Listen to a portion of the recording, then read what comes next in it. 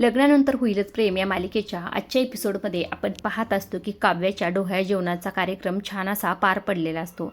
सगळेच जण हॉलमध्ये बसलेले असतात. इकडनं पार्थ म्हणत असतो, काव्या खूप उशीर झालाय, चला बरं आता तुम्ही आराम करा. त्यावर काव्या म्हणत असते, नाही पार्थ, आराम कुठे, मला तर अभ्यासाला बसायचे. असं म्हटल्याबरोबर शारदा म्हणत असते, काय गं काव्या, तुझी डिलिव्हरी कधी होईल हे तर माहीत नाही, पण पेपरची डेट काय आहे. असं म्हटल्याबरोबर इकडनं गुरुजी आलेले असतात आणि गुरुजी म्हणत असतात 16 ऑगस्ट.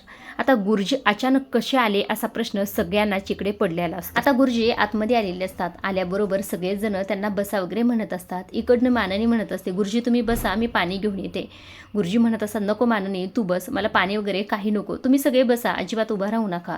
असं म्हणूनच आता जे काही गुरुजी असतात ते काव्याला म्हणत असतात, काव्या कशी चालली परीक्षेची तयारी. असं म्हटल्याबरोबर आता काव्याला तर टेन्शनच आलेलं असतं. काव्या म्हणत असते, छान चालली गुरु. त्यावर गुरुजी इकडे माननीला सुद्धा विचारत असतात, माननी तुझी तब्येत कशी आहे.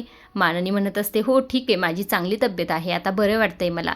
आता सगळ्यांनाच प्रश्न पडलेला असतो, गुरुजींना ह्या सगळ्या गोष्टी कशा काय माहीत झाल्या, कळत नसतं नेमकं हे काय चाललंय. आता गुरुजी घरी येणं आणि पार्थला इकडे टेन्शन येणं साहजिक आहे.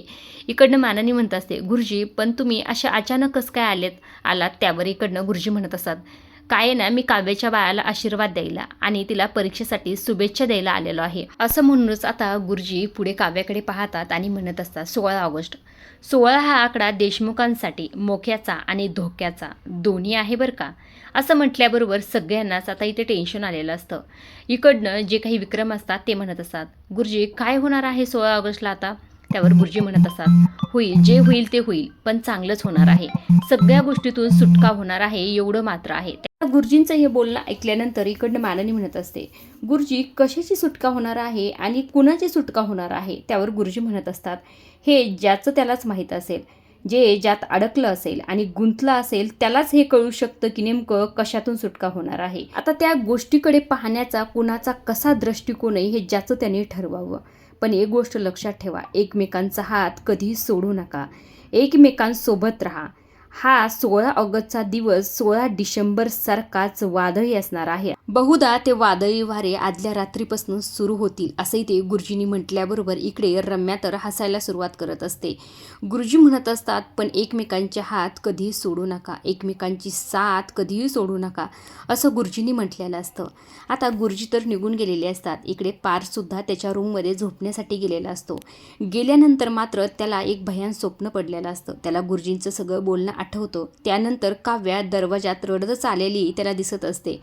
पार्थ तिला विचारत असतो, काय झालं काव्या, तुम्ही अशा का रडताय. त्यावर काव्या म्हणत असते, आपला बेबो. काय आपला बेबो कुठे आहे. मला माहीत नाही पार्थ, माझा हात सोडून कुठंतरी बेबू निघून गेला. असा कसा निघून गेला, तुम्हाला कसं कळलं नाही काव्या, काय चाललंय हे सगळं काही. काव्या म्हणत असते, पार्थ मला नाही कळलं, मला नाही कळत हे सगळं काय चाललंय म्हणून. पार्थ म्हणत असतो, हे बघा, तुम्ही जर आपला बेबू शोधून नाही आणला तर आपलं काव्यार्थ संपेल, असंही ते पार्थनी म्हटलेलं असतं. पडदिशीन त्याला जाग येते. इकडे तिकडे पाहतो तर काव्या शांत झोपलेली असते. तिच्या डोक्यावरून हात फिरवत असतो, तिच्या पोटावर हात ठेवत असतो.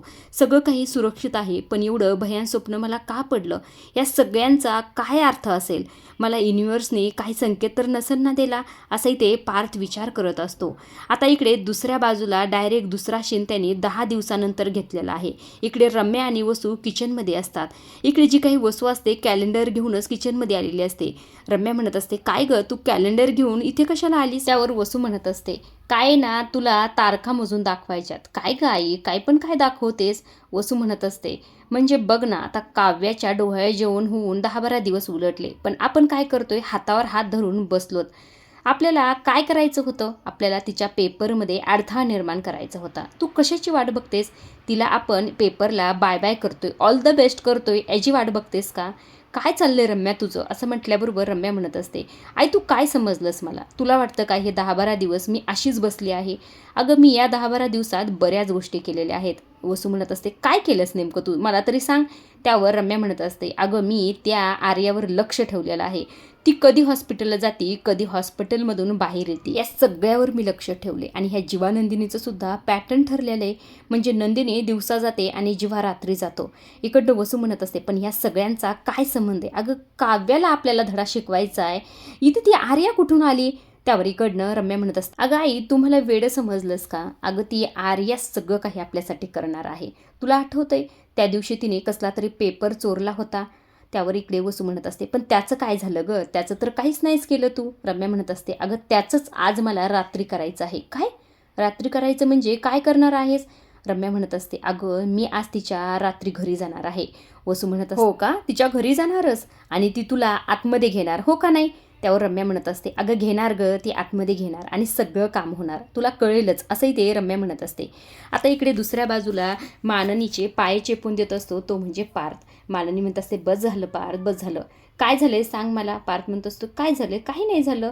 त्यावर माननी म्हणत असते, काहीतरी झालंय. गेले 20 मिनिटं तू माझे पाय चेपून देतोस आणि एकही शब्द बोलत नस, काय विचार करतोस? पार्थ म्हणत असतो, नाही गाई, काही नाही झालं मला. त्यावर इकडनं माननी म्हणते, बोल म्हणते ना पार्थ, तुला सांग पहिलं. असं म्हटल्यानंतर पार्थ म्हणत असतो, आई तुला सुद्धा स्वप्न पडायची ना. त्यावर माननीला ते पडदिशीनं आता स्वप्न सगळे काही आठवतं आणि स्वप्न आठवल्यानंतर ती इकडे पार्थला म्हणत असते, काय झालं? त्याचं काय मग, त्या स्वप्नांचं आता काय इथे? त्यावर पार्थ म्हणत असतो, आई मला सुद्धा स्वप्न पडतात. असं म्हटल्यानंतर इकडे माननी टेन्शनमध्ये आलेली असते. इकडे दुसऱ्या बाजूला सुद्धा काव्या जीवा आणि नंदिनीच्या खोलीमध्ये गेलेली असते आणि ती सुद्धा फार घाबरलेली असते. इकडनं नंदिनी म्हणत असते, काय झालं काव्या, सांग बरं, कसले स्वप्न पडतात तुला? त्यावर काव्या म्हणत असते, काही विचारू नकोस, मला असले भयान स्वप्न पडतात ना की मला झोप लागत नाही, माझं अभ्यासामध्ये सुद्धा मन लागत नाही, काय करू मला कळतच नाही. इकडनं नंदिनी म्हणत असते, काव्या शांत हो आणि काय स्वप्न पडले सांग बरं मला, घाबरू नकोस, मी आहे ना तुझ्यासोबत. असं म्हटल्यानंतर आता काव्या म्हणत असते, अगं विचित्र गं स्वप्न म्हणजे विचारू नकोस. मी एक्झाम हॉलमध्ये गेले आणि सगळीकडे पाणी जमा झालं होतं आणि माझा पेपरच कॅन्सल झाला. आणि दुसरं म्हणजे मी एक्झाम हॉलमध्ये जाऊन अक्षरशः पेपर न देताच बाहेर आले. आणि तिसरं म्हणजे मी तिथे जाऊन माझा पेपर माझ्या हाताने फाडला. असं मी कसं काय करू शकते नंदिनी ताई, असंही ते काव्य म्हणत असते. दुसऱ्या बाजूला पार्थने सुद्धा माननीला त्या स्वप्नाबद्दल सांगितलेलं असतं. तेव्हा माननी म्हणत असते, पार शांत हो, काय चाललंय तुझं, सांग बरं मला. तुला इतक्या दिवस झालं इतके सगळे स्वप्न पडतात, मग तुला मला सांगावंसं नाही का वाटलं? तू काव्याला नव्हतं सांगू शकत, पण मला तरी सांगायचं ना रे. त्यावर पार्थ म्हणतो असं, आई तुला कसं सांगणार होतो सांग ना, तू आजारी होतीस ग, मला तुला टेन्शन द्यायचं नव्हतं. असं म्हटल्यानंतर माननी म्हणत असते, बरं ठीक आहे, आता काळजी करू नकोस, काही होणार नाही, सगळं काही व्यवस्थित होणार आहे, आमचं बाळ सुरक्षित आहे असंच विचार करायचा आणि सगळं काही ठीक होईल, काळजी करू नकोस, असंही ते माननी सांगत असते. दुसऱ्या बाजूला काव्या फार टेन्शनमध्ये आलेली असते. काव्या म्हणत असते, ताई हे सगळं काही खरं तर नाही ना होणार गं, मी खूप अभ्यास केला आहे, मला यावेळेस मेनची परीक्षा द्यायची आहे, काही विघ्न तर नाही ना येणार गं. असं म्हटल्यानंतर नंदिनी म्हणत असते, काव्या तू शांत हो, तू जास्त विचार करतेस म्हणून हे सगळे काही तुला स्वप्न पडतात, काही होणार नाही, सगळं छान होणार आहे. इकडनं जीवासुद्धा म्हणत असतो, हो छान व्हायलाच पाहिजे, कारण की 2-2 माणसं तुझ्यासाठी मेहनत करतात. त्यावर काव्या म्हणत असते, 2-2 माणसं म्हणजे कोण?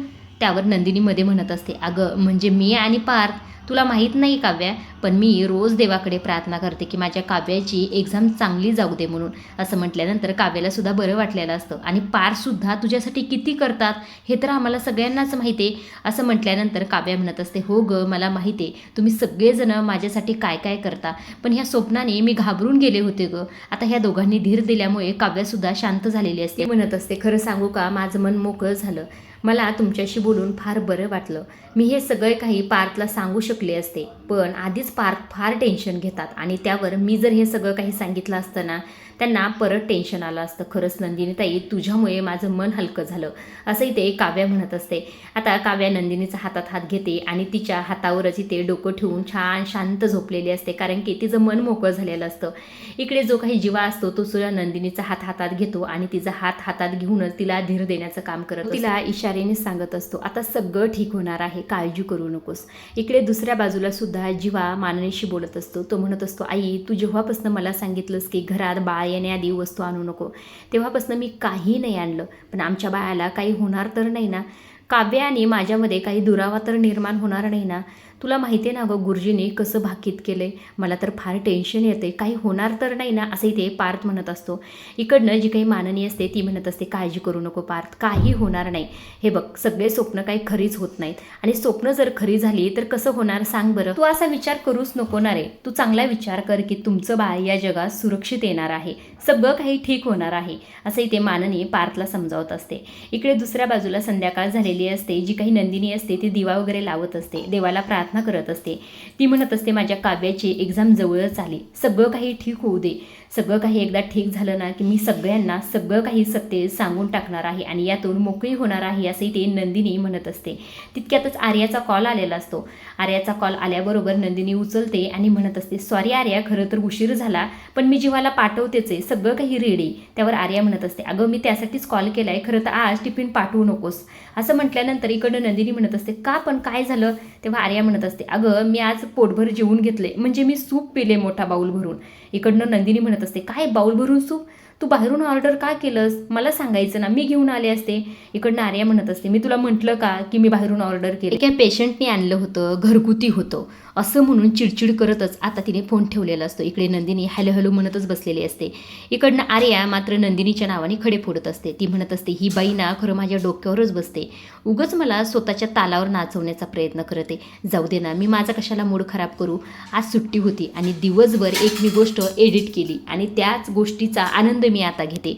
असं म्हणून तिने घरची लाईट ऑफ केलेली असते, टी व्ही ऑन केलेला असतो आणि समोर व्हिडिओ लावलेला असतो, तो म्हणजे जीवाचा आणि तिचा, म्हणजे तिने सगळ्या काही फोटोचा एक व्हिडिओ बनवलेला असतोय. म्हणजे आतापर्यंत जीवा जेव्हा टिफिन घेऊन आला त्या सर्व गोष्टीचा व्हिडिओ बनवलेला असतो आणि ती शांतपणे ते सगळं काही पाहत असतात. आता तितक्यातच घरची लाईट गेलेली असते, विजा चमकत असतात, बाहेर पाऊस येत असतो आणि त्याच वेळेस मात्र दरवाजाची बेल वाजलेली असते. आता आर्या दरवाजा उघडण्यासाठी जात असते. दरवाजा उघडून हळूच पाहते आणि कोण म्हणून तिच्यावर बॅटरी चमकूनच विचारत असते. आता समोर असते ती म्हणजे रम्या. आता रम्या आहे तिला अजिबातच कळलेलं नसतं, कारण की ती वेषांतर करून आलेली असते. आजच्या पुरतं एवढंच. पुढील भागात आपण पाहत असतो की ही रम्या एवढ्यावरच न थांबता तिच्या घरात शिरलेली आणि आर्याला बेशुद्ध केलेलं असतं. त्याच वेळेस घरची लाईट आलेली असते, टी व्ही ऑन झालेला असतो आणि आर्या जो काही व्हिडिओ पाहत असते तो सुरू झालेला असतो. आता जेव्हा रम्या हे सगळं काही पाहते तेव्हा समोर असतं ते म्हणजे जीवाचा फोटो आणि त्याच्यावर असतं आय लव्ह यू जन्मजय. आता हे बघितल्यानंतर या रम्याला तर धक्काच बसलेला असतो. आता इकडे दुसऱ्या बाजूने जीवाने सर्व घरभर कपडे केलेले असतात आणि त्याच कपड्यात ती लिगल डॉक्युमेंटची फाईल सुद्धा खाली पडलेली असते. आता ते पाहून खरं तरी ते त्यातले पेपर गायब झालेले आहेत हे तर त्यांना कळणारच आहे. इकडे दुसऱ्या बाजूला आर्याच्या रूममध्ये खरं तर गेलेली असते ती म्हणजे रम्या. कपाट उघडून ते शोधत असते. तितक्यातच तिच्यासमोर ती लिगल डॉक्युमेंटची फाईल आलेली असते आणि सर्व काही सत्य तिच्यासमोर आलेलं असतं की आर्या यांची सरोगेट मदर आहे. इकडे दुसऱ्या बाजूला जी काही काव्य असते तिला टेन्शन आलेलं असतं, कारण की गुरुजींनी भाकीत केलेलं असतं. आजच्या पुरतं एवढंच. अशा डेली मालिकेचे अपडेट, नवीन प्रोमो जर तुम्हाला जाणून घ्यायला आवडत असतील तर आपल्या चॅनलला जरूर सबस्क्राईब करा आणि तोपर्यंत पाहत राहा लग्नानंतर होईलच प्रेम. धन्यवाद.